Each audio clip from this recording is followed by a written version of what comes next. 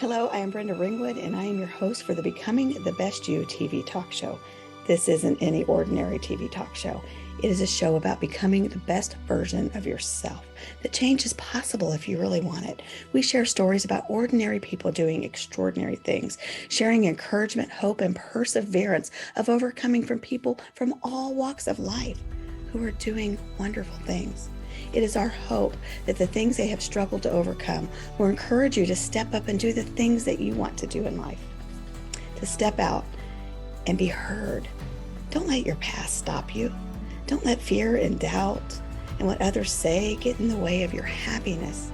Stay tuned as we share amazing stories in hopes that your dreams will unfold. And remember to always put your crown on. Wear that crown because only you rule your kingdom.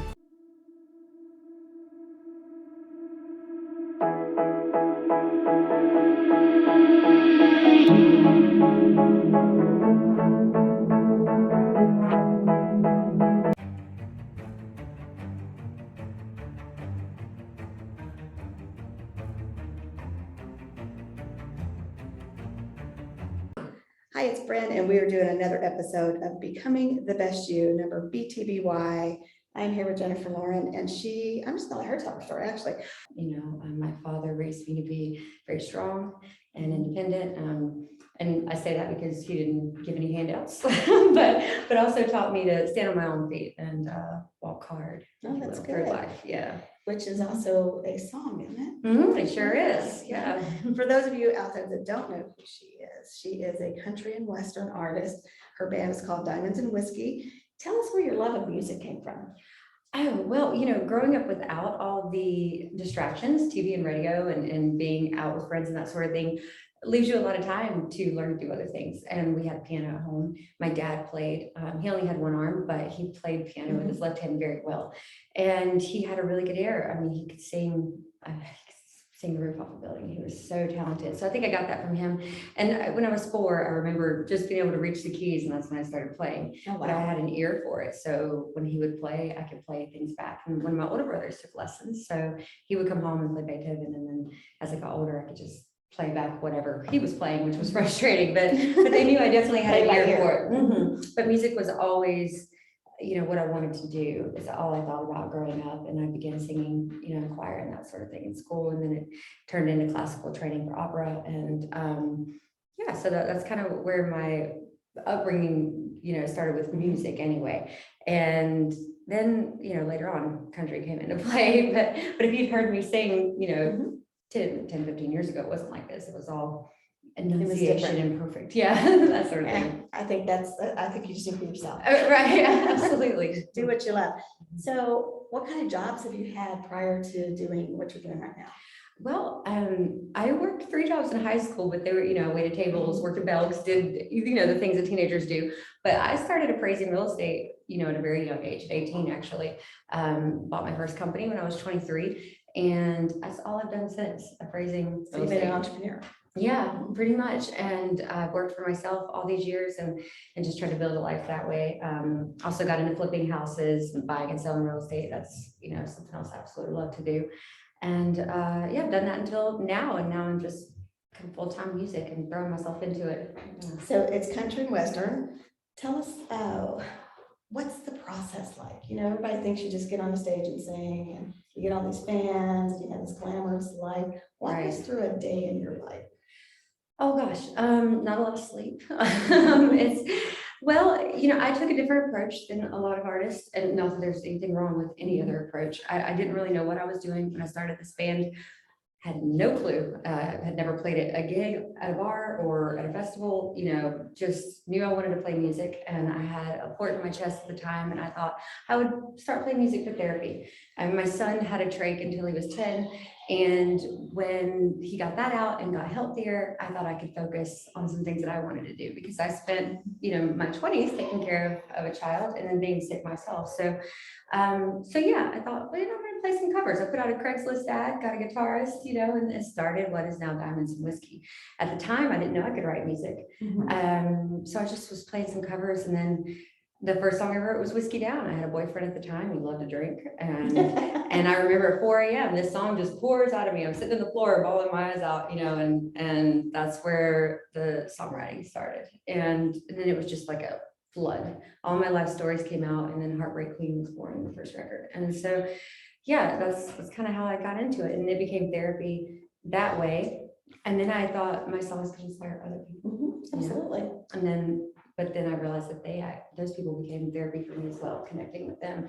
But I just worked hard at my day job. I put money into marketing. I went days on end without sleep, trying to figure out a different approach than going out and gigging every weekend of ours, because I'm a mom. I can't be out till 2 a.m. Which is kind of what happens in this industry. Yes, exactly. And you'll go play the same circuit of ours over and over and over, trying to make $200-300. And I thought, what if I worked my day job really hard, put some money behind marketing, and then built something that was phenomenal, a good stage show, something that people wanted to see. So when we came out swinging. I played for free. I did whatever I had to do to get on festival stages, because I knew as soon as people saw us that they, Tony in particular, which we'll get to, as soon as they saw us, they would say, wow, that's a good show. What they don't know is I spent 18 months in a 10x10 storage building rehearsing for that before I ever hit the stage. And it was 3 times a week. I remember hanging my drip bag from the ceiling and standing there sweating my butt off, making sure that I played really well and every note was perfect, and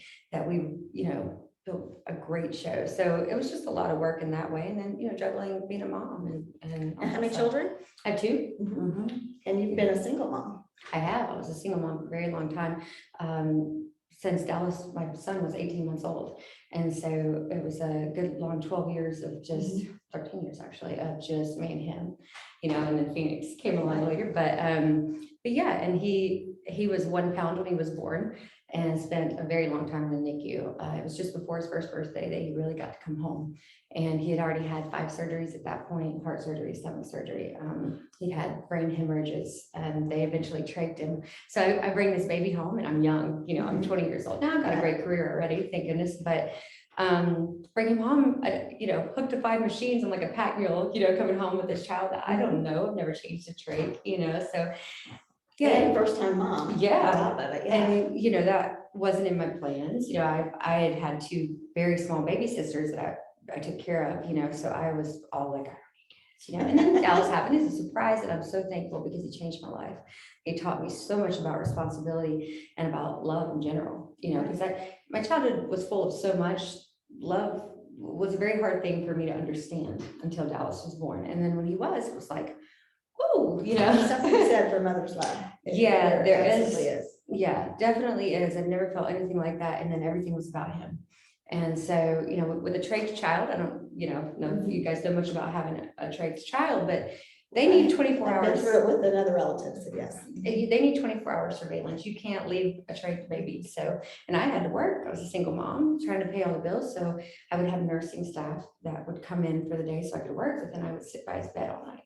Yeah. And, you have the alarms and everything. You don't sleep. I mean, he could have farted and I would have woke up, it was one of those things. Like it just, and you would have been there. And it was, and so many rush trips to the hospital, surgery after surgery. The last surgery he had, they removed one of his floating ribs and harvested cartilage from that and built a new airway for him. I mean, it was the most intense thing ever, but he taught me so much about not complaining and being happy with everything in life. This kid went through more pain than y'all can imagine.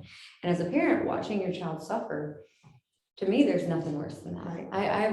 I would, what is it Tony says? He says, I walk through hell with gasoline on my butt. Yeah, so rather than watch that. And so, yeah, he taught me a lot about life in general. And then as he got better, I got sicker. Lyme disease really took over my life. And I ended up in a wheelchair for a good little period, and blind and deaf on my right side, my liver, my heart failing. And they didn't know it was Lyme disease because it's not really prevalent in the South. Right. But I had been sick since I was about 12 years old and fighting that. And so you didn't catch it right away? Oh no, I had Rocky Mountain spotted fever over and over, and they thought it was MRSA or staph infections or that sort of thing. But finally, after 32 doctors, yeah. That's a lot. Yeah, it was a lot. I had been to so many different places to try to get help, and finally this doctor realized what it was, and he was from up north, and said they'd seen a lot of Lyme disease, and I thought, oh, I've got a diagnosis, I'm going to get better. And then That's too far gone. Yeah, that's not what happened. So, but yeah, I started intense IV therapy with antibiotics, and now I've had 6 PICC lines since then. And that's in the last 10 years. And so it's intense. It keeps coming back. Stress suppresses your immune system and causes a lot of issues. So then when you're trying to battle other things like cancer or anything else, just stress. It just makes it all difficult, but I think because of watching my dad with one arm do everything that he did, and having a grandfather that was a World War II vet, he's very tough, and incredibly bright. Getting to see these people growing up and see what they went through and persevere really taught me that you don't complain. My dad would tell me, it's like, there's no tears, we're not crying, no matter what happened. And while that's not always the best way to look at things, because it is okay to cry. It took me until probably about 5 years ago to figure that out, because I spent crying is a release. Yeah, and now I cry all the time, So, You're battling illnesses, you battled a sick child, you battled being a single parent, struggling a divorced home yourself, and with growing up, right? Yes. So how would you tell our audience, what kind of advice would you give them on perseverance? Oh my goodness. I find myself saying that people should just keep on keeping on, pick yourself up by the bootstraps, but that is not easy. And I think I make it look easy a lot, because I don't like to really show what it's like behind closed doors. And so the older I get now, I've changed my way of talking about that, because before I'd be like, you can get through anything, just hammer through it. Think about the things in life that mean something to you. Think about I always say this, think about the next beautiful moment. What's coming next? When you're in pain, I'm like, or for me anyway, I try to focus on something else, something else happening. Oh, this will pass. I always say that this too shall pass, this too shall pass. But the thing that I was not telling people, that I should have told people, and that I need to start doing, is that they should talk about it. They should talk about it. Perseverance is, it's easy for some of us. And I don't mean easy in the way that, it's technically easy. It's not. But for some of us, we just get up and march on, and we don't we don't even know, we're doing it. And those are few and far between, though. And my brother, who has been a struggling drug addict for years, he can't do it. And I get so angry. I'm like, why can't you just do what I do? And he's like, well, you're so strong. And I'm thinking, well, anybody can be like this. Anybody can do this. It's not like that. We're all different, and we all need to face whatever we're facing in our own way. That's right. And I think it's okay to struggle. It is okay. It is okay. And I tend not to be, I used to be judgmental about it. I'll just go ahead and say it. I used to judge people. I'd be like, well, I got through this. Why can't you get through this? I think we all have a touch of that. Yeah, we do. We're like, just pick yourself up. But we don't really know what mental strength other people have, and compassion is so important. And where they're at in their life. They might be very strong, but some situations have really changed their mental capacity at that time. Absolutely. So there's sometimes I handle things really well, and other times it's a struggle. It is. And I always want to put up this brave front, and I want people to think I'm fine. And then every once in a while, I'll just fall apart. And it's okay to do that, but I'm always ashamed of it. It's just something that's not ingrained in me to be like, oh, let me lean on someone's shoulder. But I do, and it's hard for me to admit, but that's okay. And I think I need to start telling people that. And the more I'm in the public, the more people are watching you. Exactly. So it's important that they also are hearing that you are just like everybody else out there. And you struggle, and it's okay. And it's okay to talk about it. What when you're going through a show, when you've got to pack up and hit the road and drive and then prepare and then set up, talk to us about what that looks like and the mindset of that. It's actually a lot. I think when you're younger, I will say age plays a big part in things. Obviously I'm not 20 years old. I'm 29. Not kidding. No. So I, as you get older, you lose some of your energy, obviously, but it's a lot of work no matter where you are in your life. And, people will be like, oh, you're getting paid a few $100 to go play a show. You should be excited. But what they don't realize is all the hours you put into rehearsing, all the gear you bought, the hours you spend loading it, because it's a lot. And then you got to drive the gig, you got to play your 3 hours or whatever. And you are some of that labor. Exactly. And I was for a very long time. When I started this band, I carried gear. I plugged things in. I know what I was doing, but I did the best I could, and we figured it out, and it was a lot. And sometimes we drive, I drove 26 hours straight to Sturgis, and played. I was exhausted. I've driven all night to New Orleans, played 3 gigs in one day, whatever it took, but people don't see that. They just see the person on stage and they're like, wow, I want to do that. Right. Yeah. And then a lot of people, That's why a lot of people give up. they do. It's hard. It is hard. And nothing to me worth having really is easy to get. That's right. And if it's worth having, it's going to take time to get. It is time and a lot of effort. And some people do get lucky. It's rare. They get a little, luckier than others. But then other people that have to really walk through fire to get there, you can see that on them, I feel like. Oh, yeah. How long have you been doing this? Oh, gosh. In this band in particular, 5 years, I guess, which is, an okay time. It's not a really long time, but it's a pretty good while. But I feel like I went very hard at it for 5 years. I didn't just wait for things to happen. I threw every single thing that I had into it, and it pushed and pushed and pushed until, we got at least on bigger stages and doing bigger things. And I'm still pushing, every day, riding my manager's butt, which I'm sure I drive him nuts. And then, but good things happen, opportunities happen. And when you show up, which is something I tell people all the time, if you want something, show up, no matter what it is, show up, even if it's not going to pay, but you think something might happen, even if it doesn't, just show up, because one day it'll pay off. And, that's how we got the sponsor we have now. And, it's kind of like you're in it and you're doing the work. And for me, it's easy for me because I look at where I'm going. I don't know exactly where it is, but I have a good idea. So I just focus on that, and all the steps to get there don't really matter to me.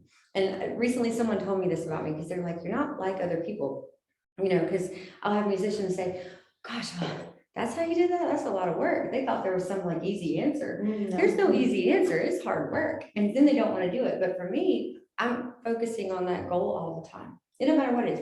Maybe it's a Grammy. Maybe it's, I don't know, just touring myself. I don't know what it is, but it's there, but that's all I focus on. And how I get there is just like this weave and webs of whatever, but I know I'm going there. That's good. You're claiming it. Exactly. And when you do that, that's when good things start to happen. A very good friend of mine, he does life coaching. He says you have to act as if you're already in possession of what you want. Absolutely. And it is a very true statement.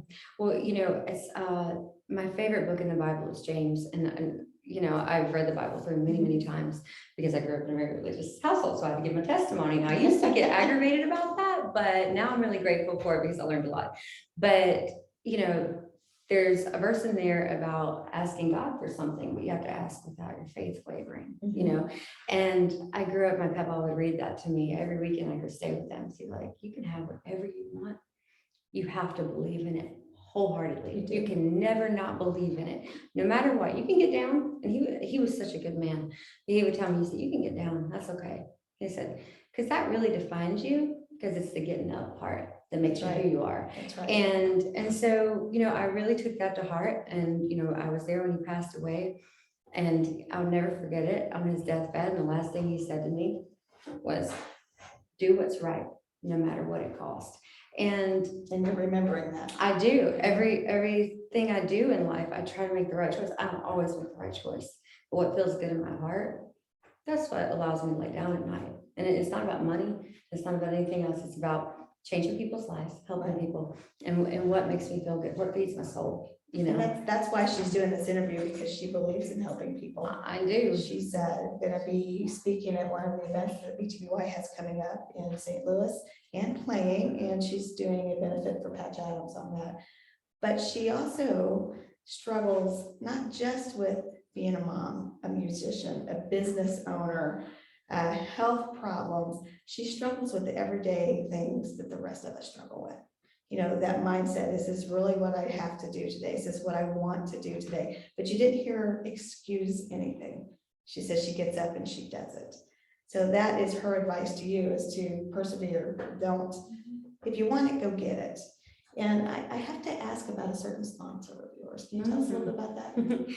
So yeah, I try not to cry, because I do all the time when I talk about this. But when I was talking about playing festivals, I'm going to back up for just a minute.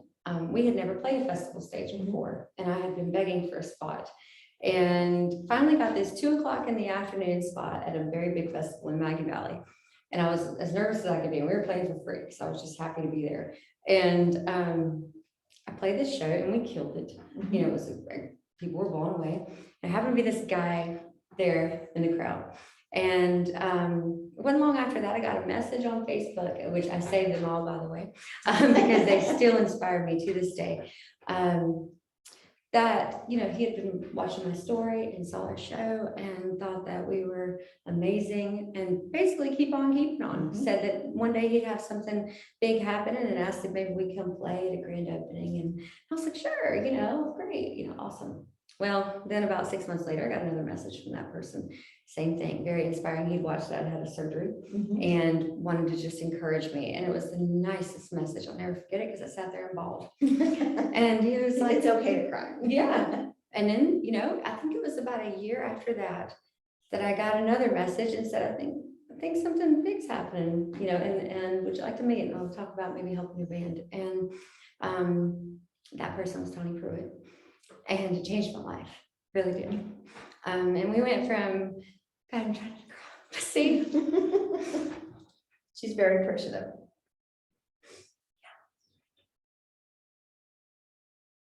It's okay. It's okay to cry. Yeah, I just said that tonight. Yeah, but when you know, work your butt off for something, and then any little thing that happens is huge. Yes. But when something big happens, like someone puts you in a brand new custom built bus and they take care of you and they believe in you, not just like believe in you, but really believe in you, because that's really believing in somebody. That's special. It is special. Yeah. And there's not too many people like that out there anymore. So do you tour with your children? Tell me how that works a little bit. Yeah, actually, Phoenix is 3. She goes with us everywhere pretty much. And so Dark Moon, you know, as you know, it's a sponsor. And they had this trundle bed built for her under my bed in the bus. So it like rolls out and Phoenix has her own, you know, Minnie Mouse bed and everything. And yeah, so she gets to go with me and be part of it. And she's part of the show. She gets on stage and sings a song. Not only do I get to be a musician, but I get to be a mom. And, you know. And you get to do it together. Exactly. And it's just so much. I feel so blessed. I get up every day and pinch myself. I'm like, this is my life, really? Because so much happened, you know, and right before Tony came along and Dark Moon, you know, so many bad things had happened. You know, I mean, right. And I've had a lot of bad in my life. There's a lot that I've skipped over for reasons, but in those 2 years, the last 2.5 years, before this past 6 months, I've been through thyroid cancer, lymphoma, a divorce, 3 car accidents, one that left me unable to walk really for 18 months. I had boot crutches, you know, surgery. It was rough.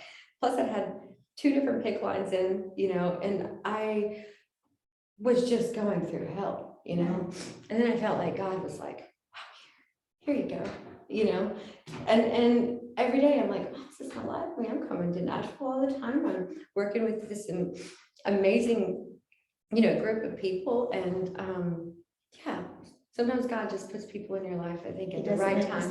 No, he doesn't. And instead of though, and I think people like Tony, people like me, because I think we're very similar people. We don't ask for handouts. We don't, you know, we don't go looking for anything. I always said that in this band. I just march, and I hope that someone sees it and they want to be a part of it. But if they don't, I'm going to do it anyway. I've never just shown up and been like, oh, can you help me? That's not going to happen.